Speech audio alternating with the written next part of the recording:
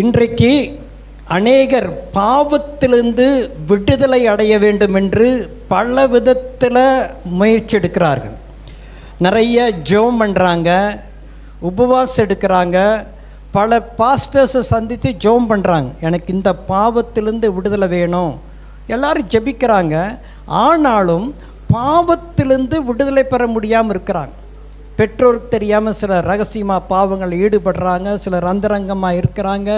இன்னும் அவங்க ரட்சிக்கப்படுறதுக்கு முன்னால் இருந்து ரட்சிக்கப்பட்ட பிற்பாடு சில பாவம் பின்தொடர்ந்து வருகிறதுனால விடுதலை இல்லாமல் கஷ்டப்படுறாங்க.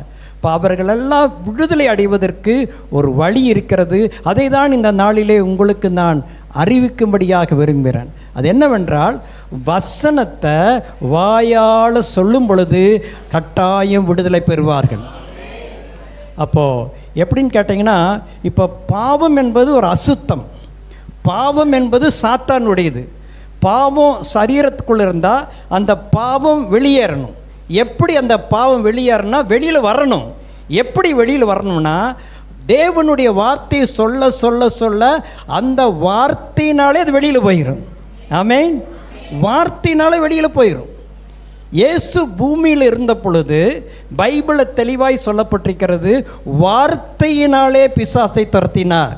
எப்படி துரத்தினார்? வார்த்தை பேசி பேசி பேசியே பிசாசை துரத்தினார், அற்புதம் பண்ணினார், நிறைய காரியங்களை செய்தார்.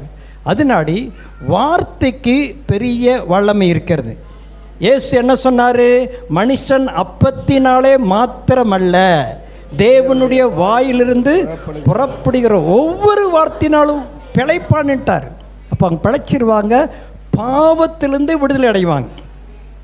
அதுக்கு பெயர் தான் நாம் என்ன செய்ய போகிறோம் என்றால், இன்றைக்கு விசுவாச அறிக்கை பண்ண போகிறோம். என்ன செய்ய போகிறோம்? நம்ம பைபிளில் 2 அறிக்கைகள் இருக்கிறது. ஒன்று பாவ அறிக்கை, இன்னொன்று விசுவாச அறிக்கை. பாவ அறிக்கை என்பது நீங்கள் ரட்சிக்கப்பட்ட அந்த நாளில் செஞ்சீங்க இல்லையா, அதுதான் பாவ அறிக்கை. நீங்கள் தினந்தோறும் பாவ அறிக்கை பண்ணிகிட்டே இருந்தீங்கன்னா என்னைக்கு நீதிமானாக மாற போகிறீங்க? யோசித்து பாருங்கள். அப்போது விசுவாச அறிக்கை பண்ணும் பொழுது பாவத்திலிருந்து விடுதலை அடைகிறவளாக இருக்கிறோம். இயேசு நம்மை விடுதலை ஆக்கி விட்டார், நம்ம ரட்சிக்கப்பட்டோம், நம் நீதிமானாக்கப்பட்டிருக்கிறோம், பரிசுத்தமாக்கப்பட்டிருக்கிறோம் என்று தான் பைபிள் கூறுகிறது. ஆனாலும் இன்னும் சிலர் பாவத்தில் இருக்கிறார்கள் என்றால், அதிலிருந்து வெளியில் வர வேண்டும் என்றால் விசுவாச அறிக்கை பண்ண வேண்டும். நாம் எதிலிருந்து மீட்கப்பட்டிருக்கிறோம் என்பதை அறிந்து அதை அறிக்கை செய்து கொண்டே இருக்கும் பொழுது பிசாசான முழுவதுமாய் நம்மை விட்டு விலகி போவான். ஆமென் சொல்லுவோம். இப்போ நான் உங்களுக்கு சொல்கிற, நான் பைபிள்லேருந்து சில வசனங்களை எடுத்திருக்கிறேன். அதை நான் உங்களுக்கு சொல்ல சொல்ல நீங்கள் திரும்ப சொல்ல வேண்டும். சொல்வீங்களா? நான் வசன ரெஃபரன்ஸை சொல்கிறேன், நீங்கள் ரெஃபரன்ஸை சொல்ல வேண்டாம், வெறும் வசனத்தை மாத்திரம் சொல்லுங்கள். இந்த வசனத்தையெல்லாம் தனிப்பட்ட விசுவாச அறிக்கையாக மாற்றிருக்கிறேன். பைபிளை மாற்றல, ஆனால் விசுவாச அறிக்கையாக வசனங்களை மாற்றி நான் உங்களுக்கு சொல்கிறேன். நீங்களும் என்னோடு கூட சேர்ந்து எவ்வளோ சத்தமாக சொல்கிறீங்களோ அவ்வளோ நல்லது. அப்போது ஜாய்ஸ் மேயர் என்ற ஒரு அம்மா, அவங்க சொல்கிறாங்க, நீங்கள் வார்த்தையை சொல்லிகிட்டே இருக்கும் பொழுது ஒரு கல்லை சம்மட்டியில் முதல் முறை உடைக்கிறீங்க, அது உடையல. ஆனால் திரும்ப திரும்ப அந்த சம்மட்டி வச்சு அடிச்சுட்டே இருக்கும் பொழுது அந்த கல் என்ன ஆகிடுது? அதே போல் தான். முதல் முறை சொன்னால் அது என்னமோ மாதிரி உங்களுக்கு இருக்க, என்னடா சொல்லுது, திரும்ப திரும்ப சொல்லும் பொழுது பிசாசானவன் அதற்கு பயப்படுவான். என்னோடு கூட சேர்ந்து நாம் இதை சொல்லுவோம். வசனத்தை குறிப்பு சொல்ல வேண்டாம், வசனத்தை மாத்திரம் சொல்லுங்கள். 1 யோவான் 1:9, என்னுடைய பாவங்களை நான் அறிக்கையிட்டால், பாவங்களை எனக்கு மன்னித்து எல்லா அநியாயத்தையும் நீக்கி என்னை சுத்திகரிப்பதற்கு அவர் உண்மையும் நீதிமுள்ளவராயிருக்கிறார். 2 கொரிந்தியர் 5:17, இப்படி இருக்க நான் கிறிஸ்துவுக்குள் இருந்தால் புது சிருஷ்டியாயிருக்கிறேன், பழையவைகள் ஒளிந்து போயின, எல்லாம் புதிதாயின. சங்கீதம் 119:11, நான் அவருக்கு விரோதமாய் பாவம் செய்யாதபடிக்கு அவரது வாக்கை என் இருதயத்தில் வைத்தேன். யாக்கோபு 4:7 தேவனுக்கு கீழ்ப்படிந்திருப்பேன், தேவனுக்கு கீழ்ப்படிந்திருப்பேன், பிசாசுக்கு எதிர்த்து நிற்பேன், பிசாசுக்கு எதிர்த்து நிற்பேன், அப்பொழுது அவன் என்னை விட்டு ஓடி போவான், அப்பொழுது அவன் என்னை விட்டு ஓடி போவான். ரோமர் 6:6 நான் இனி பாவத்துக்கு ஊழியம் செய்யாதபடிக்கு, நான் இனி பாவத்திற்கு ஊழியம் செய்யாதபடிக்கு, பாவ சரீரம் ஒளிந்து போகும் பொருட்டாக, பாவ சரீரம் ஒளிந்து போகும் பொருட்டாக, என்னுடைய பழைய மனுஷன், என்னுடைய பழைய மனுஷன் அவரோடு கூட சிலுவையில் அறையப்பட்டாயிற்று, அவரோடு கூட சிலுவையில் அறையப்பட்டாயிற்று.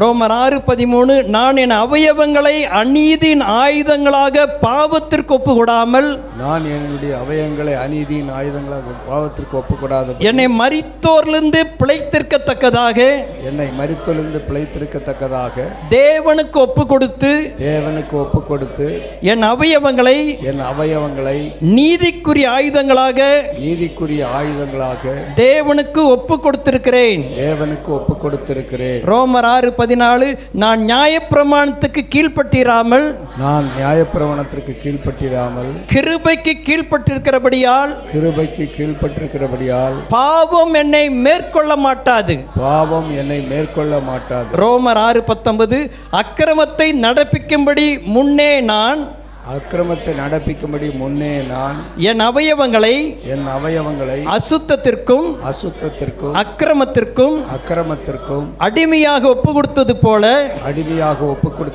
இப்பொழுது பரிசுத்தமானதை நடப்பிக்கும்படி என் அவயவங்களை நீதிக்கு அடிமையாக ஒப்பு கொடுத்திருக்கிறேன்.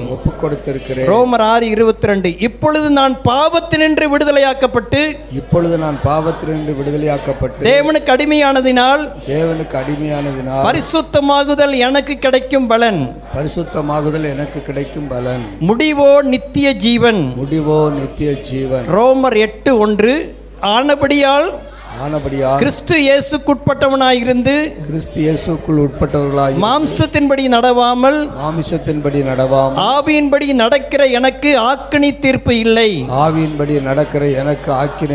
இல்லை, ரோமர் 8:2 கிறிஸ்து இயேசுவினாலே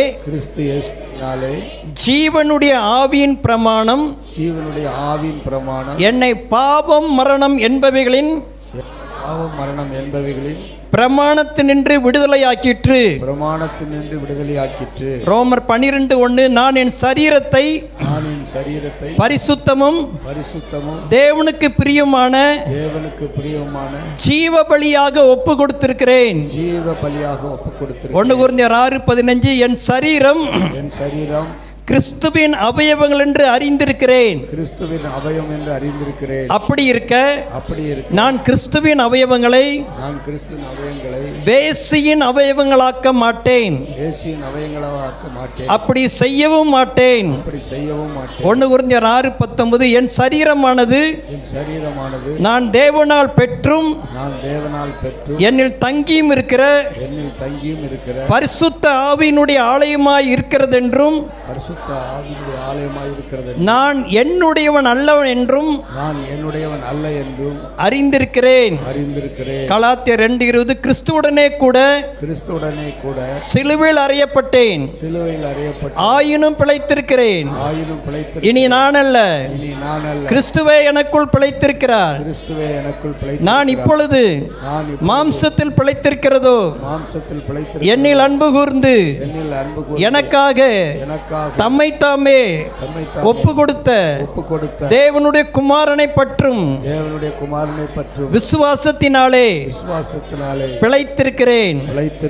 எபேசியர் 4:22 அந்தபடி முந்தின நடக்கைக்குரிய மோசம் போக்கும் இச்சைகளாலே கெட்டு போகிற பழைய மனுஷனை நான் களைந்து போட்டு என் உள்ளத்திலே புதிதான ஆவியுள்ளவனாகி மெய்யான நீதியிலும் பரிசுத்தத்திலும் தேவனுடைய சாயலாக சிருஷ்டிக்கப்பட்ட புதிய மனுஷனை தரித்து கொண்டிருக்கிறேன். எபேசியர் 4:27 பிசாசுக்கு இடங்கொடாமல் இருப்பேன். எபேசியர் 6:16-17 பொல்லாங்கன் பொல்லாங்கன் எய்யும் அக்கினி அஸ்திரங்கள் எல்லாம் எய்யும் அஸ்திரங்கள் அவித்து போடத்தக்கதாய் அவித்து போட எல்லாவற்றுக்கும் மேலாக எல்லாவற்றுக்கும் விசுவாசம் என்னும் விசுவாசம் கேடகத்தை பிடித்து கொண்டவனாயும் நிற்பேன். இரட்சணியம் என்னும் தலைச்சீராவியும் தேவவசனமாகிய ஆவியின் பட்டயத்தையும் எடுத்துக்கொள்வேன். பிலிப்பியர் 2:5 கிறிஸ்து இயேசுவில் இருந்த சிந்தையே என்னிலும் இருக்கிறது. 1 தெசலோனியர் 5:22 பொல்லாங்காய் தோன்றுகிற எல்லாவற்றையும் விட்டு விலகுவேன். 1 யோவான் 5:18 தேவனால் பிறந்த நான் பாவம் செய்யேன் என்று அறிந்திருக்கிறேன். தேவனால் பிறந்த நான் என்னை காக்கிறேன். பொல்லாங்கான் என்னை தொடான். வெளிப்படுத்தல் 12:11 ஆட்டுக்குட்டியின் இரத்தத்தினாலும் சாட்சியின் வசனத்தினாலும் நான் சாத்தானை ஜெயிப்பேன்.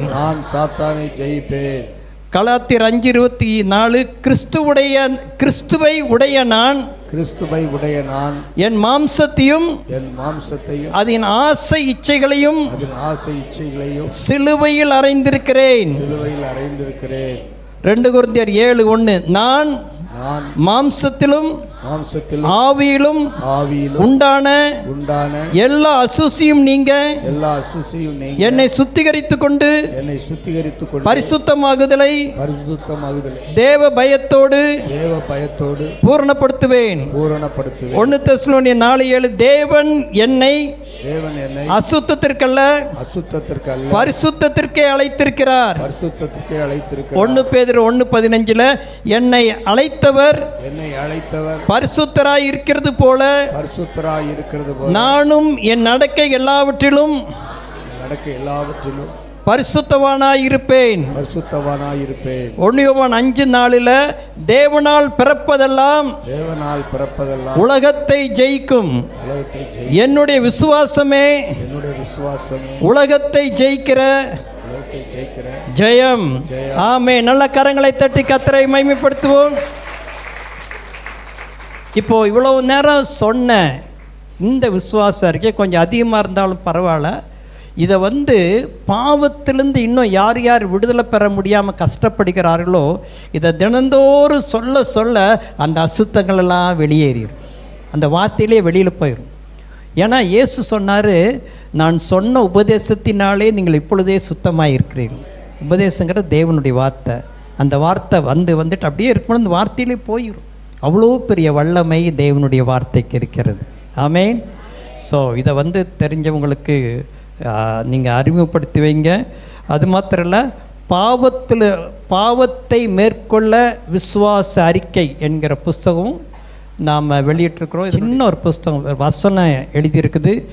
எப்படி சில நேரங்களில் சாத்தான் ஒரு குற்றமுள்ள மனசாட்சியை நமக்கு கொடுத்துருவான். அந்த குற்றமுள்ள மனசாட்சியிலேருந்து எப்படி வெளியில் வர முடியும் என்பதையும் இந்த புஸ்தகத்தில் எழுதியிருக்கிறோம். அதனாடி இதில் தமிழில் தான் இருக்குது. நீங்கள் வாங்கி மற்றவங்க கூட நீங்கள் அன்பளிப்பாக கொடுக்கலாம். ஆகவே நீங்கள் இதை பற்றி அதிகமாக அறிய விரும்பினா நீங்கள் கோவை புதூரில் ஐபிஐ ஃபேஸ் சிட்டி சர்ச்சுக்கு நீங்கள் தொடர்பு கொள்ளும்படி கீழே உங்கள் நம்பர் கொடுக்கப்பட்டிருக்கோம். கான்டாக்ட் பண்ணும்படி கேட்டுக்கொள்கிறோம். கர்த்தர் உங்கள் யாவரையும் ஆசீர்வதிப்பாராக. ஆமீன்.